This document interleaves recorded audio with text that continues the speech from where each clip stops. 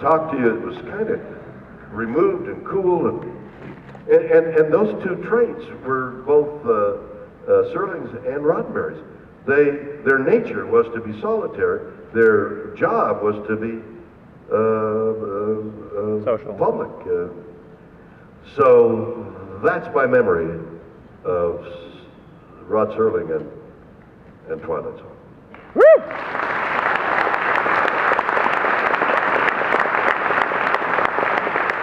Next question.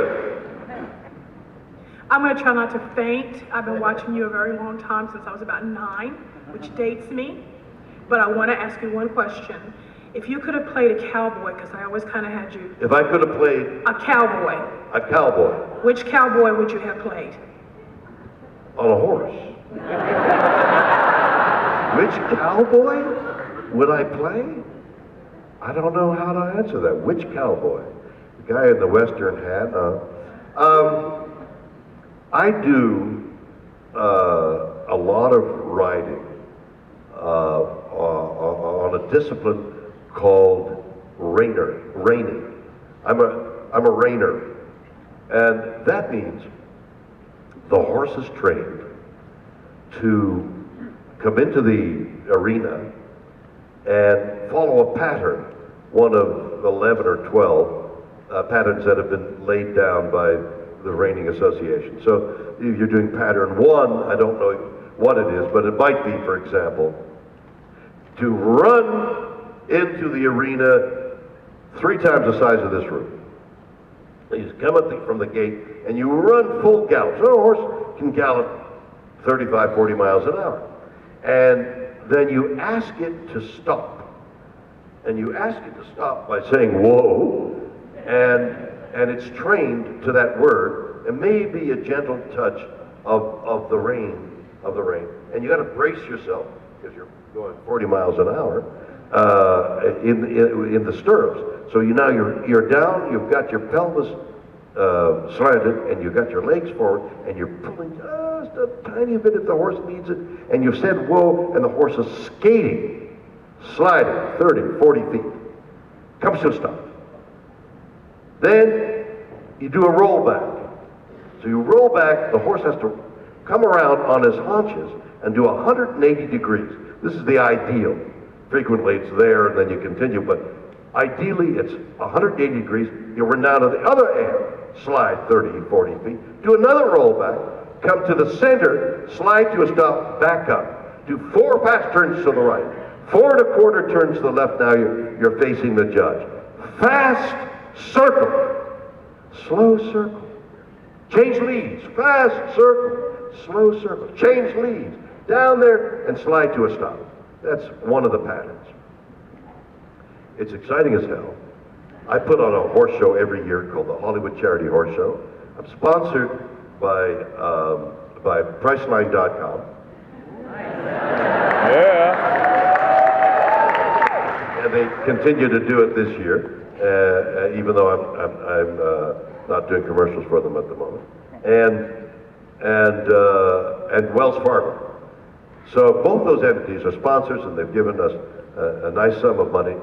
And my charity is a conduit to other charities, mostly having to do with horse therapy, which is hippotherapy, which is mystically and yet renowned therapeutic work with children who have needs, who can't move well or at all, or who are emotionally unstable or veterans, socially unstable. The hippotherapy has worked miracles.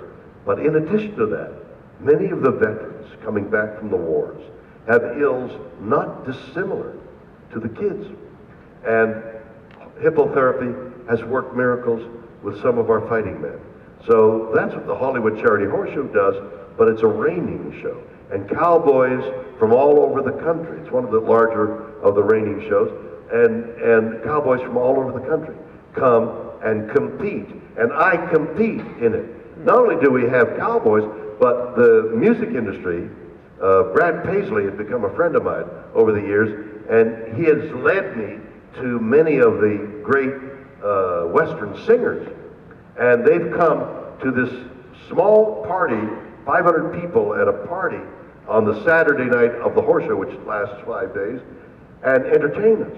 So we've had Willie Nelson, Brad Paisley, and all those ilk come to entertain us to raise money for the Hollywood Charity Horse Show, which then dispenses the money to kids and veterans. And that's the Cowboys.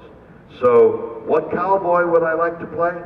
I love doing Western movies. I played a number of them. I loved riding the horses. I did one in Spain called The White Comanche. And I played a twin, a good twin and a bad twin. And part of the plot was they had to be mistaken for each other. So the good guy was mistaken for the bad guy, and that was the plot. So each character needed a horse, but not only did I need a horse, but the excitement of a camera and the lights and everything. You need a horse with a really good mind to stand up with, and clap sticks, which is so that the sound and the picture are at the same point. They clap a stick, and at that moment of sound, they know that's where the picture starts. So there's always the clap stick. Then there's people. Quiet, quiet, quiet, please. All right, ready, action. And the horse hears the word action. After a while, begins to associate the word action with something's going to happen. So you need a horse with a very calm mind. So in Spain, they gave, and this horse with a calm mind had to be replicated by a horse who had let's go for a ride kind of mind for long shots. So there was the close-up horse and there was the long shot horse. The close-up horse they named El Tranquilo, the tranquil one. The one that I rode out there was El Nervioso, the nervous one. So I had one for the one brother and the one for the other. I had 4 horses. So the movie took about 5 weeks to shoot, during which time El Tranquilo became very nervous around the clapboards and the lights and the people shouting action. Meanwhile, El Nervioso, and I've become quite good because I've been at it a long time. I was gentling him down and soothing him and moving him up and finally El Nervioso had become El Tranquilo. We just changed around. All 4 horses kept changing from El Tranquilo to El Nervioso. And there were Spanish cowboys, by the way, there as well. What cowboy would I like to play? I loved being in westerns. I loved being on a horse. Imagine saying, all right, you're getting well paid, and what you have to do this morning is get up on a horse. Done.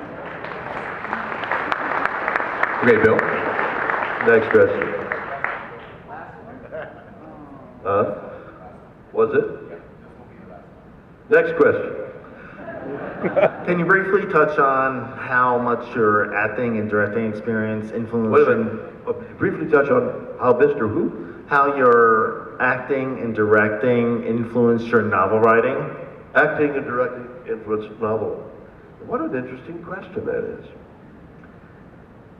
I write for the movies. I'm always thinking, well, this make a good movie. I hope somebody buys this one. Nobody has. Although we've made comic books out of one series of books, and we're in the process. I'm going to make comic books with an entity that we have formed called Shatner's Universe. So Shatner's Universe is going to come out with some comics based on my books. So I write almost a linear story. There's A and B stories possible, but mostly it's I'm writing for the screen, and I'm writing to entertain me, and I like a simple, singular story where there is the classic problem, how do we solve it, and the solution, and character evolvement and development. Those classical things are things that I like. I want to hear a song that I can understand the lyrics. I mean, and then one of my kids or one of my grandkids will sing a song, and they know the lyrics. And how do you know what you're singing? And they recognize the words after 2 or 3 times. I got one granddaughter, who hears a song and can sing it immediately. And she understands the words. I don't know what the singer is saying. All I'm hearing is screaming or So I write simply because I want to see the picture. I want the reader and me to see the picture of what's happening. So I write pictorially. You'll see the scene is set. I describe what I see. I describe how you enter and exit and what's around me and what's the smell, everything, the sensual things that are going on. In the same way, a director takes a scene. I'm learning right now, I'm learning the lines. I've got it in my phone, and I'm learning the lines to Relique. It's going to shoot in a couple of months. I want to have the words. I don't want to have to think about the words. I want the words to be part of it. So I'm learning that now, beginning to learn the words by associating words. What do you mean you're afraid to die? Is the opening line. You're not afraid to die. It's how you're going to die. That's what scares you. Those are the opening 3 lines of the part that I'm playing. I'm learning it now because I want it to be part of me. So, as a director, I want to set that scene up. For example, in this room where he's talking to the hero that's now afraid to die, I've described in my story that it's filled with pictures of the family's legendary exploits as military. So this hero who's afraid to die is part of a large group that goes back into the past, and this general, his father, who's speaking to him, is part of that. So I've described the room in my story. I wanted, as a director, I would make sure that I see these pictures and have people walk by a picture and rest for a moment on a picture as they left the frame. I'm imagining all that. As an actor, I'm thinking I could pass by a picture and glance at it for a moment while I'm talking to my son, just to sort of remember.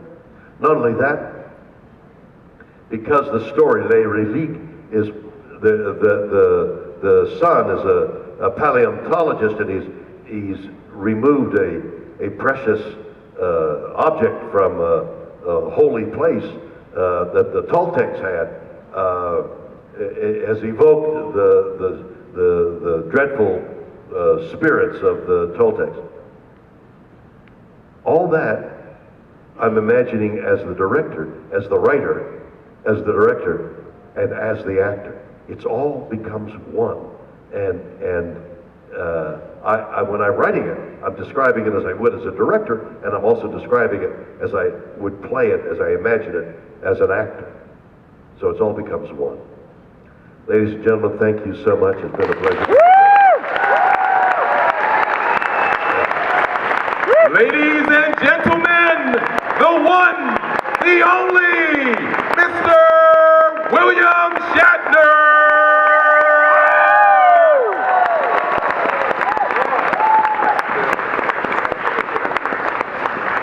All righty, once again, Bill is headed down to his auto session.